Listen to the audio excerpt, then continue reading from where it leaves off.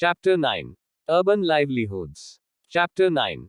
Urban Livelihoods. 8. What do you see in this illustration? Though you have already read about the work that people do in rural areas. Now compare the work that people in this illustration are doing with the work that people do in rural areas. 10. Some parts of the city are different from others. What differences do you notice in this illustration? There are more than 5,000 towns and 27 big cities in India.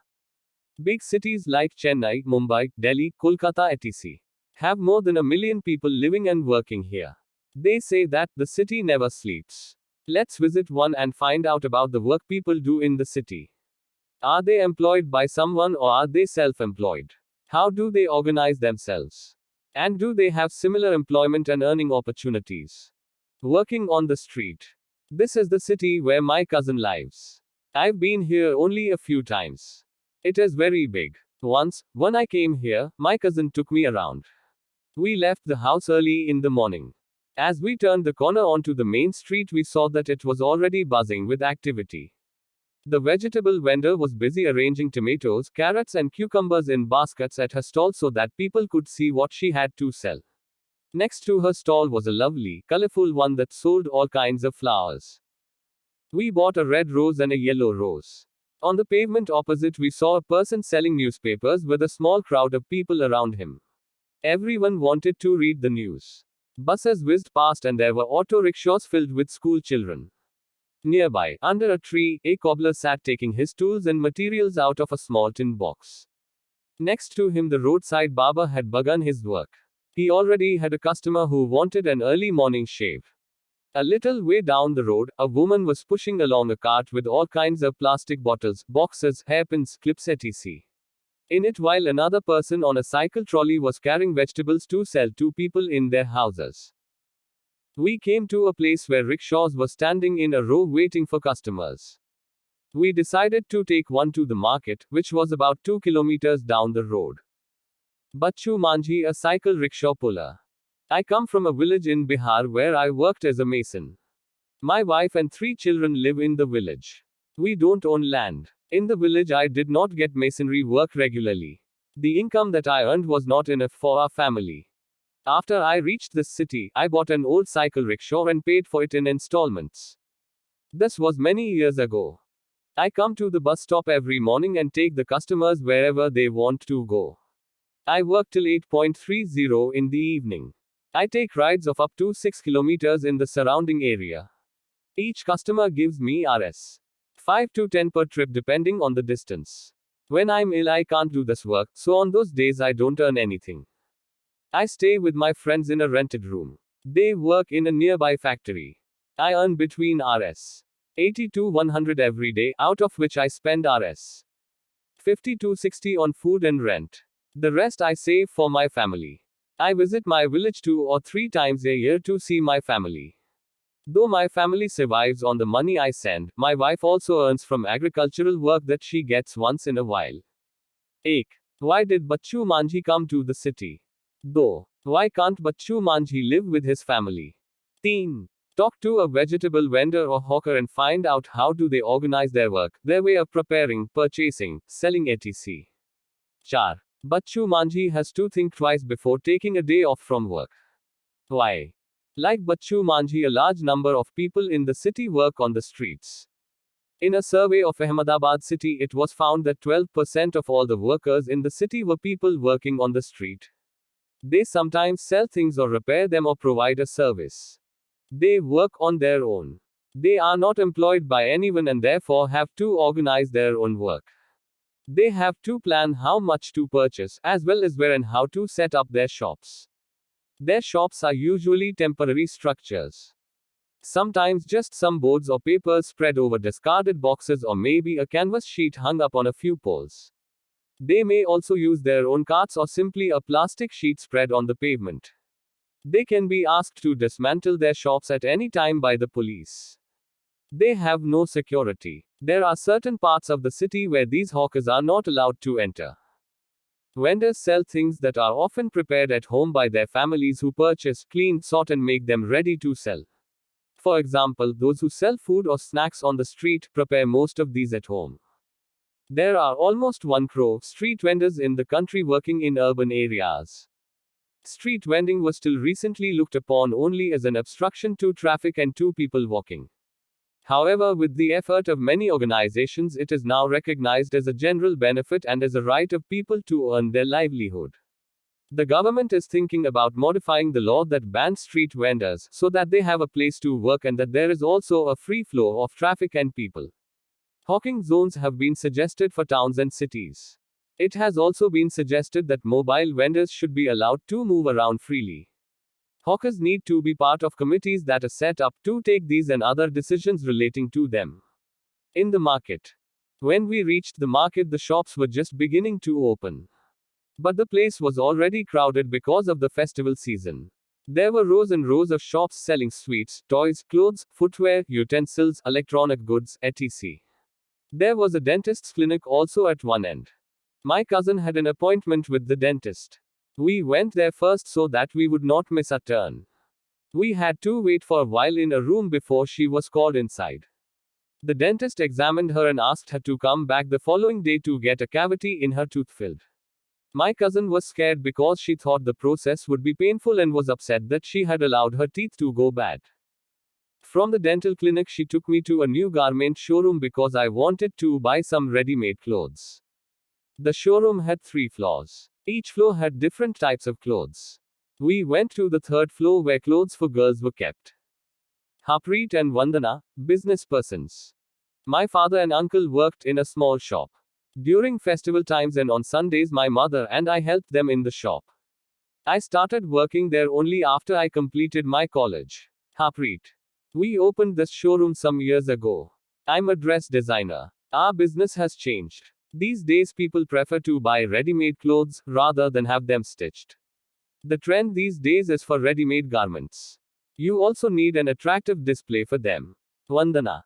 For our showroom, we buy things from different places. We buy most of the materials from Mumbai, Ahmedabad, Ludhiana, and Tripura. Some materials also come from Noida and Gurgaon, towns near Delhi. We get some dress items from foreign countries too. There are several things we need to do to run the showroom properly. We advertise in various newspapers, cinema theaters, television, and radio channels. Currently, this building is rented, but soon, we plan to buy it.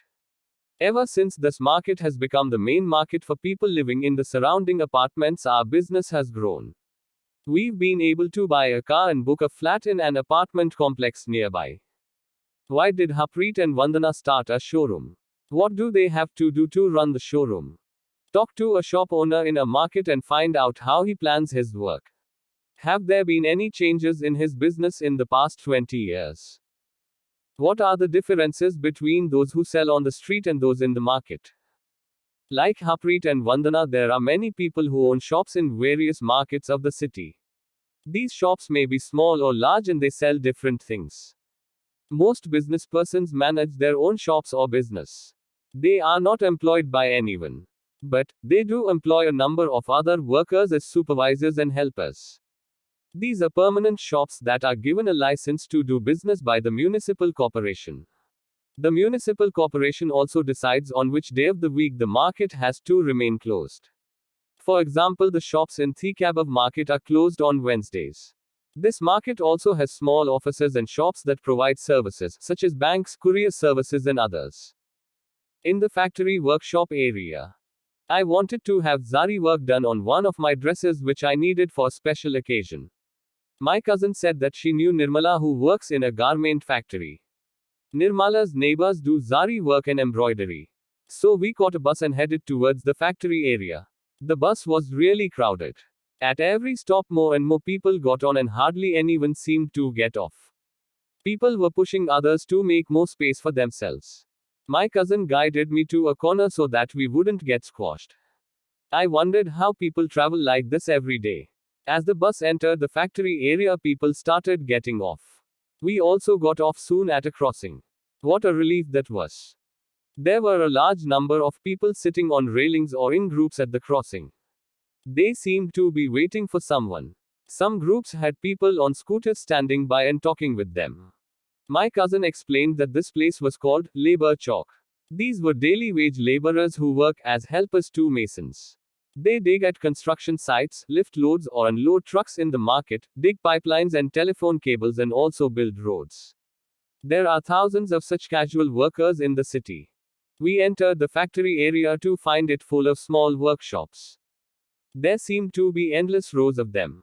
In one section, we saw people working in a small room on swing machines where cloth was being stitched. One person operated one swing machine. Clothes that had been stitched were stacked on one side of the room. We located Nirmala in the stitching unit. She was happy to meet my cousin and promised to get zari work done on my dress. Nirmala works as a tailor in an export garment unit. The factory where she works makes summer clothes for people in foreign countries like USA, UK, Germany, and the Netherlands. Workers like Nirmala have to work very long hours in the months from December to April. A normal working day begins at 9 a.m. and finishes only by 10 p.m., sometimes even later. She works for 6 days a week. At times when the work needs to be done urgently, she works on Sundays too. Nirmala is paid 80 rupees a day for 8 hours and 40 rupees extra for working late. By June, the work is over and the factory reduces its staff. Nirmala will also be asked to leave. For about 3 or 4 months in the year, there is no work for her. Most workers, like Nirmala, are employed on what is known as casual basis, i.e., they are required to come as and when the employer needs them.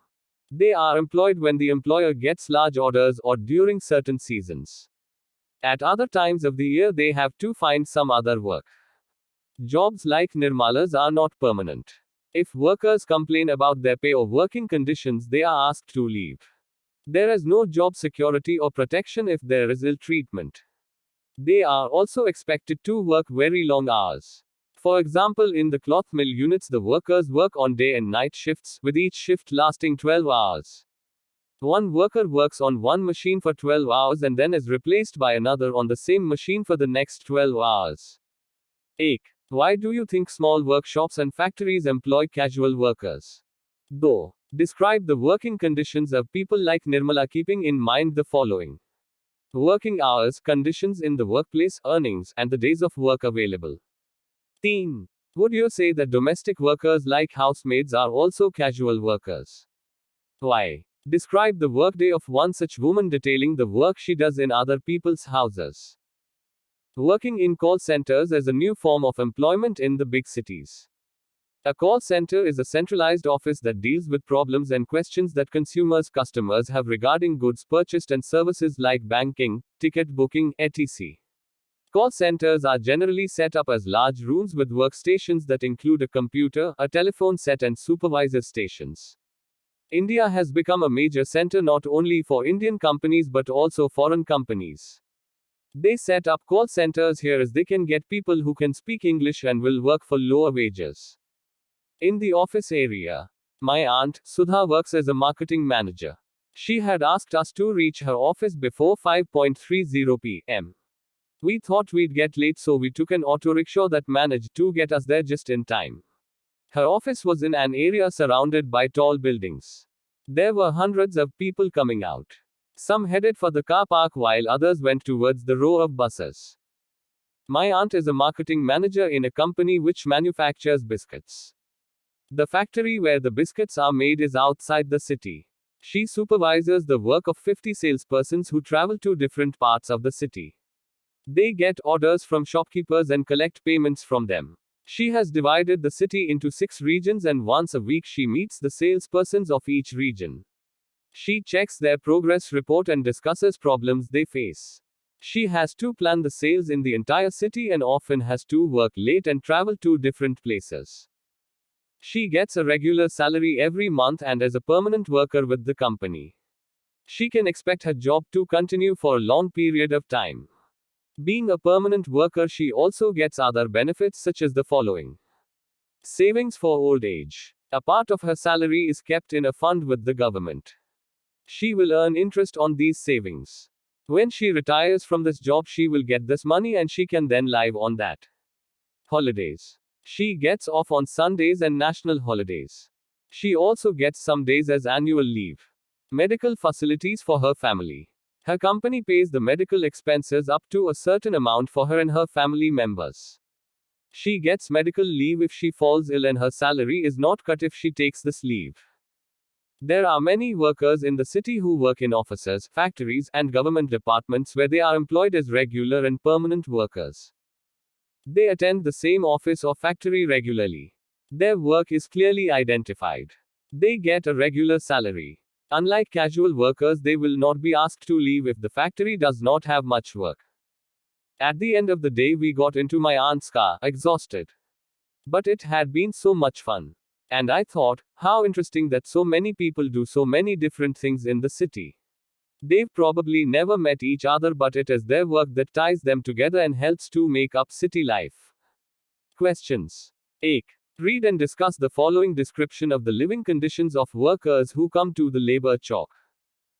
Most workers that we find at the labor chalk cannot afford permanent accommodation and so sleep on pavements near the chalk, or they pay 6 rupees a night for a bed at a nearby night shelter run by the municipal corporation. To compensate for the lack of security, local tea and cigarette shops function as banks, money lenders, and safety locker, all rolled into one. Most workers leave their tools at these shops for the night for safekeeping, and pass on any extra money to them. The shopkeepers keep the money safely and also offer loans to laborers in need. Source. Aman Sethi, Hindu Online. 2. Complete the following table and discuss how their work is different. 3. In what ways is a permanent and regular job different from a casual job? Discuss. 4. What benefits does Sudha get along with her salary? 5. Fill in the following table to show the services provided by people in the markets which you visit frequently.